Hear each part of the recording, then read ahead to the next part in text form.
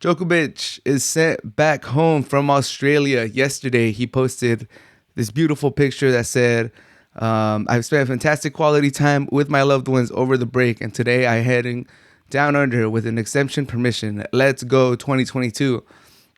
And quickly, I hit up my buddies that I talk tennis to about, and we're like, okay, what does this mean?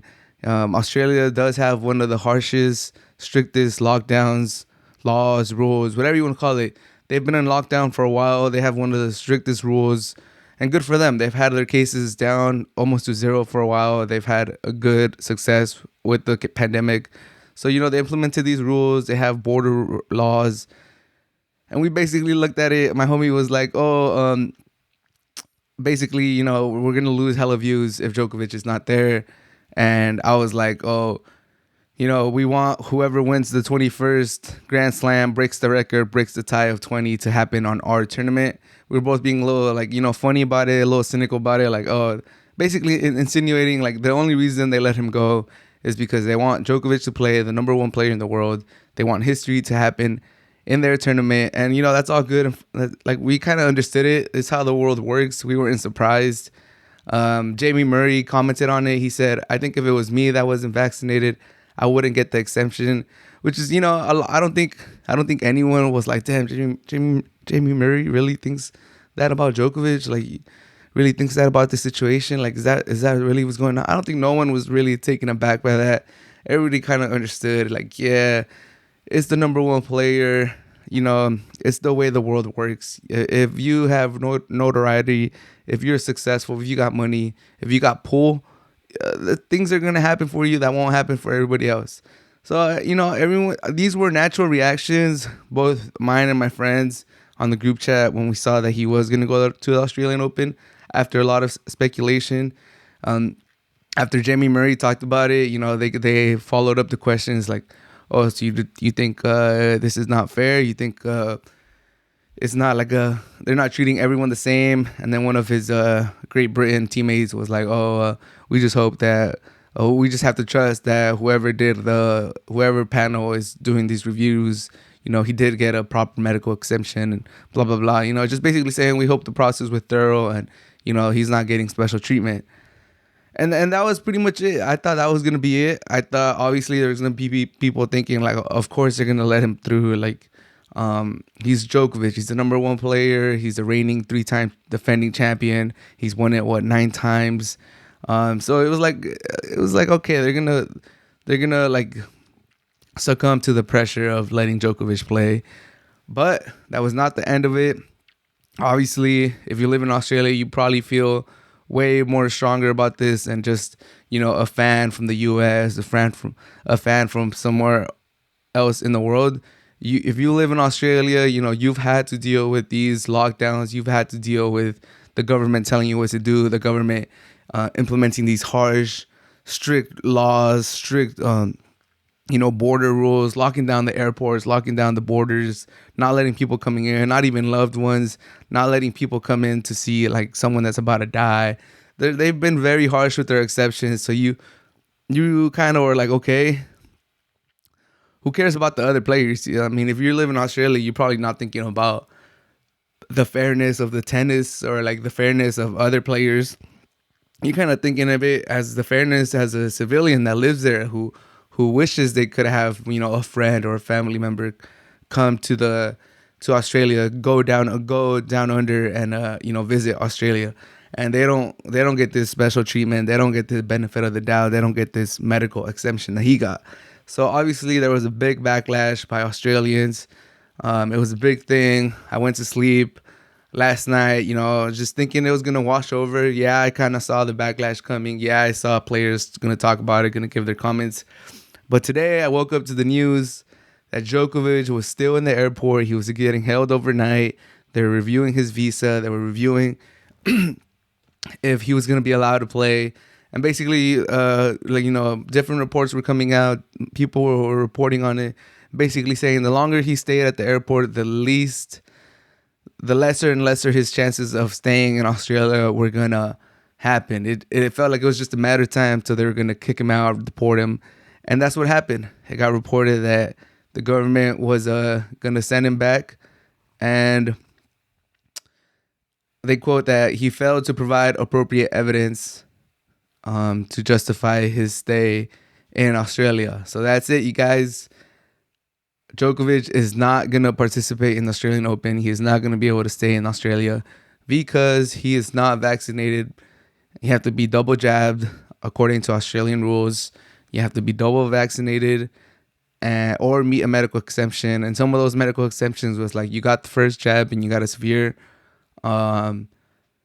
reaction to it, or you have some medical condition, some like mental health.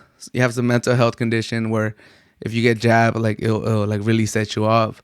Or some other ones you got. I think if you were previously exposed to the vaccine, like if you caught it within the last 6 months, then you would be good. But apparently Djokovic did not meet any of these criteria, so he will be going home. Crazy stuff. I think everyone's talking about this. The number one player in the world getting deported from Australia. Him thinking that he was going to be good.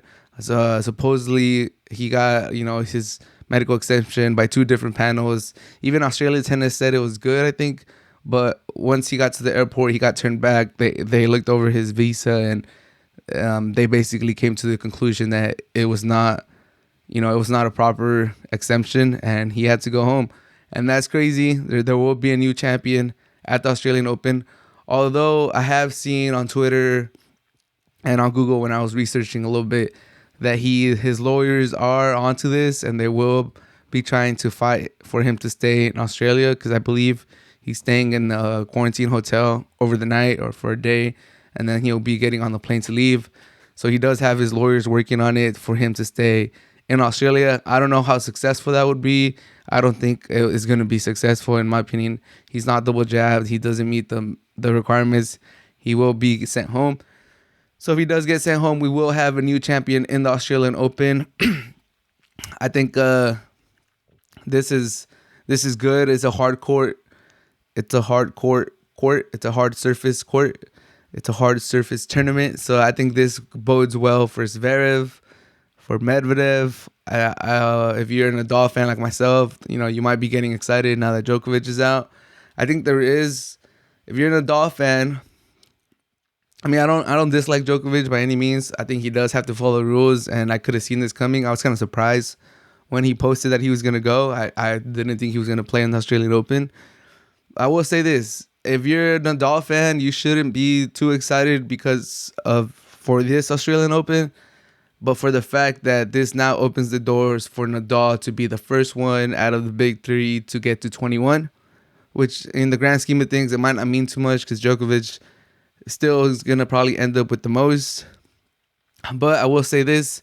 It looked like Djokovic, if he was going to play at the Australian Open, he would have probably gone to 21 at this point. He would have probably gone to 21 the first. And then I think Federer would have always been the first one to like 15, 16, 17, or 18, 19, 20. And then Djokovic and Nadal tied him at 20. And then basically Nadal never got to have a moment in time where he was at the top by himself in records of most Grand Slams. So because he tied, right now they're all tied at 20, but Nadal was never ahead of Federer.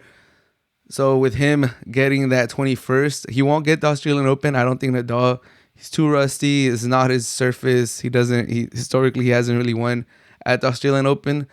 But the next Grand Slam in the calendar is Roland Garros, is the French Open, and we all know Nadal's record there. So if obviously Federer's not playing the Australian Open, now Djokovic is not playing, Nadal is in it, but I don't think he'll win it. They'll stick at 20 in my opinion, and then whoever gets to 21 will be playing at Roland Garros. So that's a big advantage for Nadal. I think Nadal has a big chance now to be the first one to 21. For the first time in his career, he could be the leader in the men's department for more Grand Slams ever. So if you're a Nadal fan, I don't think you should get too excited for Australian Open. Still a very long shot that Nadal wins that. But now with Roland Garros being next, I think Nadal has a chance to take the lead when Federer, Nadal, and Djokovic are all tied at 20 now. But nevertheless, this is crazy news. The number one tennis player getting kicked out of Australia. It's breaking news. It's breaking the internet. It's crazy, crazy stuff. We'll see how it unfolds. If something new happens, I'll make sure to make a video about it, make a podcast about it. It's just crazy, crazy stuff. Obviously, Djokovic is fighting it. It'll be great to see Djokovic play, but he's not jabbed. He's he brought this upon himself, so I don't feel too bad for the guy. He has a lot of money, and I think he'll be fine overall. But it's just crazy stuff, crazy, crazy stuff. Let me know what you guys think about this.